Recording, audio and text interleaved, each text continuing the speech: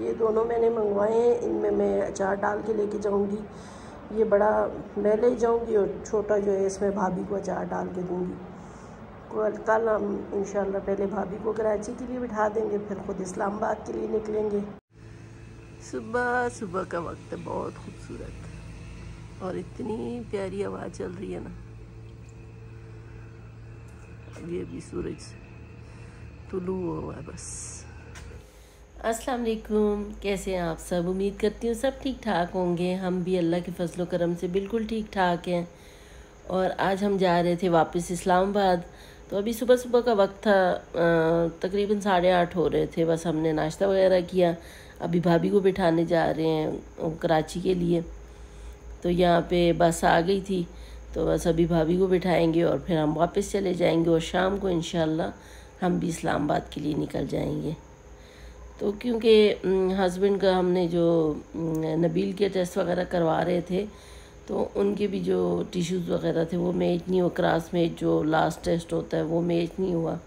तो इसलिए अभी वापस जा रहे हैं। दानियाल का करवाना है, लेकिन अभी उसकी छुट्टियां नहीं थी, तो ईद के बाद इंशाल्लाह कोशिश करेंगे दोबारा आए और दोबारा से किडनी के लिए सारे टेस्ट वगैरह कराएं। लीवर का तो हो चुका है, लेकिन किडनी का थोड़ा मसला होता है, वो इतनी जल्दी किसी का टिश्यूज़ मैच नहीं करते। तो इसलिए अभी पहले हमने उज़ैफ़ा के करवाए, उसके मैच नहीं हुए। अभी नबील का कराया टेस्ट और उसका भी क्रॉस मैच वाला टेस्ट जो है वो मैच नहीं हुआ। तो अभी बस भाभी को बिठा दिया था, अभी चलते मैं और हस्बैंड दोनों आए थे। नबील घर पे ही था, उसको हम साथ नहीं लाए क्योंकि रात को हमने निकलना है, तो उसने गाड़ी ड्राइव करनी है। तो हमने कहा अभी तुम रेस्ट करो, हम चले जाते हैं, तो ताकि तुम रात को फ्रेश रहो, गाड़ी ड्राइव कर सको आराम से। वैसे ही मुझे बड़ा डर लग रहा था उसके साथ जाते हुए। मैं तो उज़ैफ़ा से कहती रही कि तुम आ जाओ, और उज़ैफ़ा भी बहुत उसने कहा कि मैं आ जाता हूँ आपको लेने, लेकिन हस्बैंड ने उसको मना कर दिया था कि हम खुद आ जाएंगे। तो अब बस सारे रास्ते कलमे पढ़ते जाएंगे। अल्लाह खैर खैरियत से पहुँचाए हमें। तो ये अख्तर भाई ने घास लगवाया था, पौधे वगैरह लगाए थे, कुछ आम के पेड़ हैं, कुछ और पौधे हैं। तो ये माशाल्लाह सारा घास जो है ये उग गया था। हम सुबह शाम इसको पानी देते थे और ये शुक्र है जला नहीं, क्योंकि उन दिनों गर्मी इतनी नहीं थी, अभी तो बहुत ज़्यादा है। और यहाँ खजूरें भी काफ़ी बड़ी बड़ी हो गई थी, मैं आपको जूम करके दिखा रही थी। तो ये दरख्त का साया भी रहता है, इस वजह से भी छाँव रहती है। तो पानी भी इसको खूब दिया, तो इसलिए माशाल्लाह घास बड़ी अच्छी उग गई थी। तो अभी हम घर वापस आए तो मेरी हेल्पर आ गई थी, वो मेरे लिए ड्रेस लेके आई थी। जब हम यहाँ से गए थे इस्लामाबाद से, तो तभी उसने मुझे कहा था कि मैंने आपके लिए ड्रेस ली हुई है, उस पर मैं एप्लिक का काम कर रही हूँ। तो उसने मुझे ये बना के स्टिच करके दी थी। वो मुझे कह रही थी पहन के जाएँ आप, बड़ी अच्छी लग रही है आप पे। लेकिन मैंने कहा नहीं, मैं ईद पे पहनूँगी, अभी नहीं पहन के जा रही। तो कह रही थी, भाभी का कह रही थी, उन्होंने भी नहीं देखी। तो मैंने कहा मैं उनको पिक्चर्स और वीडियोस बना के सेंड कर दूँगी। तो ये कलर भी बड़ा अच्छा लग रहा था, मेरे पे बड़ा सूट कर रहा था। वैसे मैं इतने डार्क कलर पहनती नहीं, लेकिन उस दिन मैंने पहना, शर्ट मैंने पहन के चेक की तो बड़ा प्यारा लग रहा था, बहुत प्यारा बना हुआ था।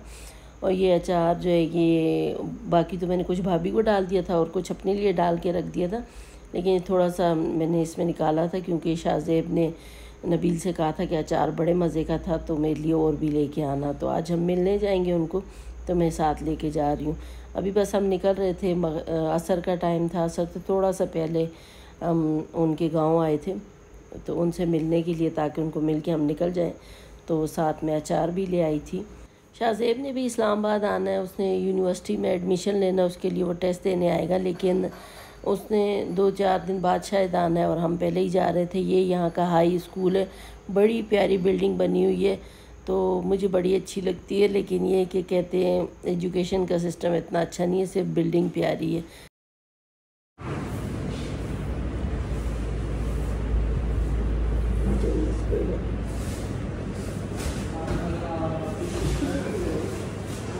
ये कौन सी है? निब्रा की कॉल आई थी, उसने कहा था वहाँ से हमारे लिए वहाँ की फेमस ये पेड़ है और मिठाई भी लेके आना। कह रहे थे हमने भी टेस्ट करनी है, व्लॉग्स में वो अक्सर देखते हैं मेरे यहाँ की मिठाई, तो फिर अभी उनके लिए मिठाई ली हमने। और ये है मस्जिद, एक छोटी सी पेट्रोल पंप पे बनी हुई है।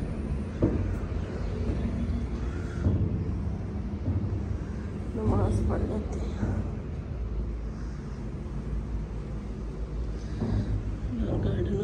मौसम चेक बादल आए हुए।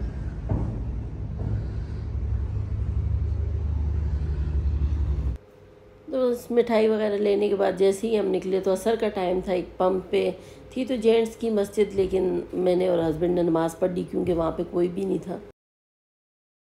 यही है ना, ये टोल प्लाजा है, ये तो रोनी नहीं है, वो उधर से जाना है। रोडी टोल प्लाजा M5 वो सामने है। यही है ना, मतलब इधर से जाना है। इधर से जाना, तो कहाँ जा रहे हो? वही मैं भी वही देख रहा था।